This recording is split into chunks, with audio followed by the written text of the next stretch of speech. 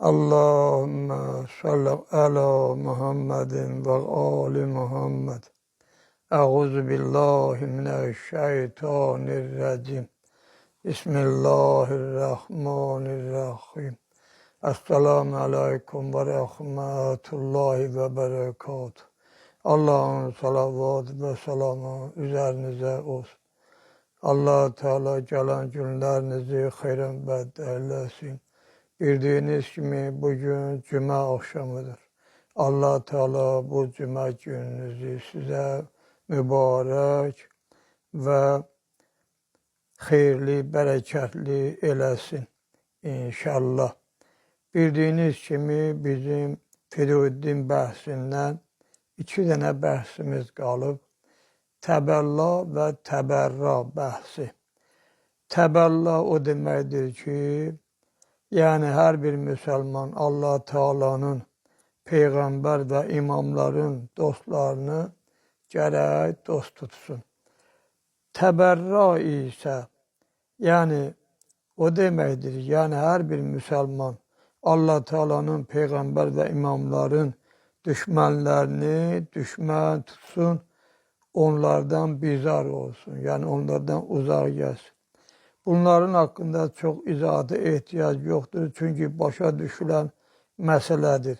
Ama yine de herhalde bir qədər bazı meseleler var. Nəzərinizə çatdırırım. Bu iki maddəni izah etmeye ihtiyaç yoktur. Malumdur ki, herkes öz dostunun dostunu dost, düşmanını da düşman tutar. Eğer şəxs Allah'a inanırsa, usulü dini ürəkdən qəbul edirsə, belə şəxs Allah Teala'nı, onun göndərdiyi peyğəmbərləri və imamları dost tutar.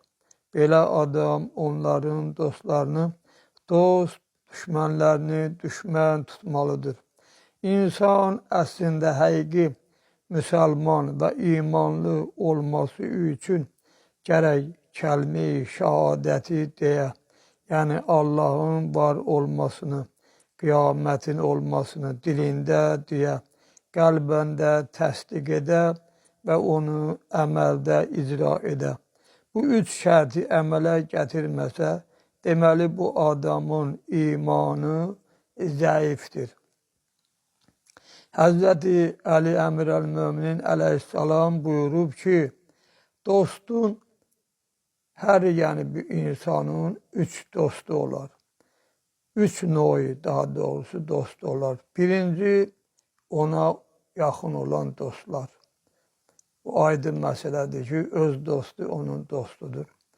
İkinci dəstəyi ise onun dostunun da dostları hemen adama dost sayılır. Yani o adama dost sayılır. Üçüncü de ki, insanın öz düşmanının düşmanı da yani insana dost sayılır. Yani mənim elə bil ki, düşmanimin düşmanı mənə dost sayılır. Düşmanın da üçtür. Yani insanın düşmanı da 3 növ olar. Birinci, insanın öz düşmanı. İkincisi, düşmanının dostu. Yani düşmanının dostu, o düşmanı dost, sənin düşməninlə dost olduğu üçün səni də düşmən tutacaq. Üçüncü də ki, dostunun düşməni. Təvəlla və təbərra etməyin 2 cəmbəsi var, yəni 2 növüdür. Birincisi odur ki, təvəlla və təbərra etməkdə şəxs usulü dini və İslamı qəbul edib, ürəkdən inandığını göstərməlidir. Furu-i dində göstərilən əməllərin hamısından incəsi budur. Çünki insanın əqidəsi bu əməldə çox vaxt özündən asılı olmayaraq biruzə gəlir. Hətta şəxs bəlkə də özü onu hiss etmir. İslamın dostuna və ya düşməninə sadə bir münasibətlə şəxsin onlara rəğbətini və ya nifrətini bilmək olar.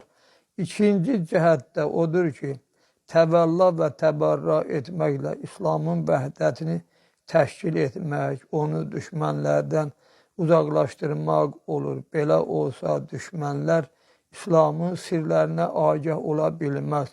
Ona məkr qura bilməzlər. Xülasə, yəni bu 10 dənə bəhsin haqqında qısaca məlumat verdi. Burada xülasə şəklində bəzi sözlər var. Onları da sizin nəzərinizə çatdırmaq istəyirəm.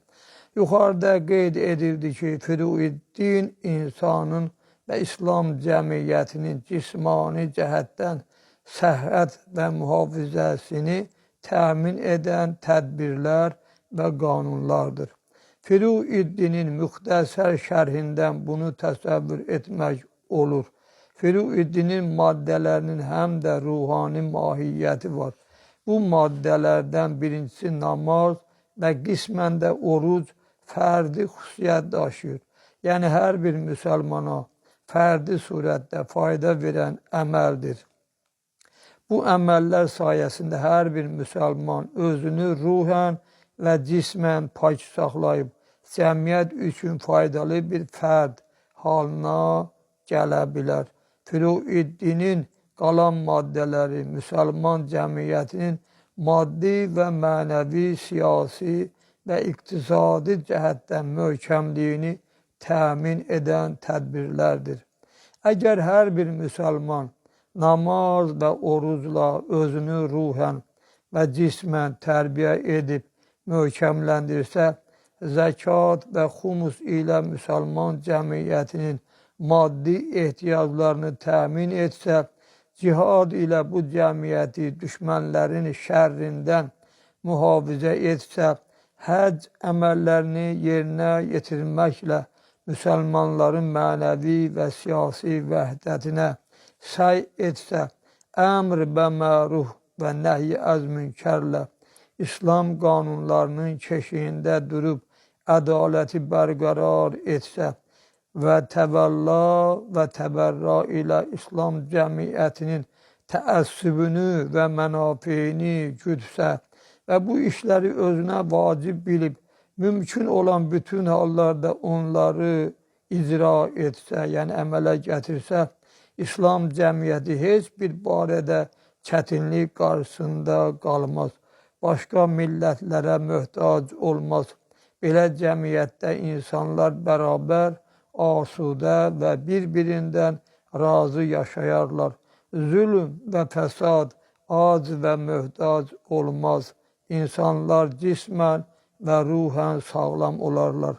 Burada Firuiddinin maddələri çox müxtəsər surətdə bəyan edildi. Əgər bunlarla əlaqədar olan hədislər, yəni Peyğəmbər və imamların verdikləri tapşırıqlar şərh edilsəydi, məlum olardı ki, İslam cəmiyyəti üçün düzəlmiş olan bu nizam, yəni Firuiddin, Allah Teala tərəfindən gələn qanundur. Belə mükəmməl bir qanun tərtib etmək bəşər qüvvəsindən xaricdir. Firuiddinin bütün maddələri Qur'anın müxtəlif yerlərində, müxtəlif ifadələrlə, dəfələrlə tapşırılıb. Bu maddələr İslam cəmiyyəti üçün həm konstitusiya, həm kodeks, həm iqtisadi və nizami qanunlar, həm də əxlaq normalarıdır.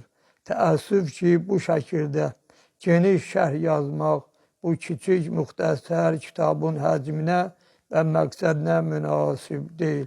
Mən irəlidə sizə dedim də, burada çox qısa şəkildə məlumat verilib. Amma risalələrdə bunların haqqında hamısının, yəni haqqında geniş məlumatlar var. Hər insan, hər hansı bir müctəhidə təqlid edirsə, onun kitabını, Allah'a şükür, indi kitab mağazaları bütün rayonlarda var. Zəhra kitab mağazalarında risalələr həddindən artıqdır. Alıb, hansısa müstəhidə təqlid eləsin, əsl həqiqətdə, yəni diri olan, yəni müstəhidin kitabına, yəni müstəhidə təqlid etməlidir.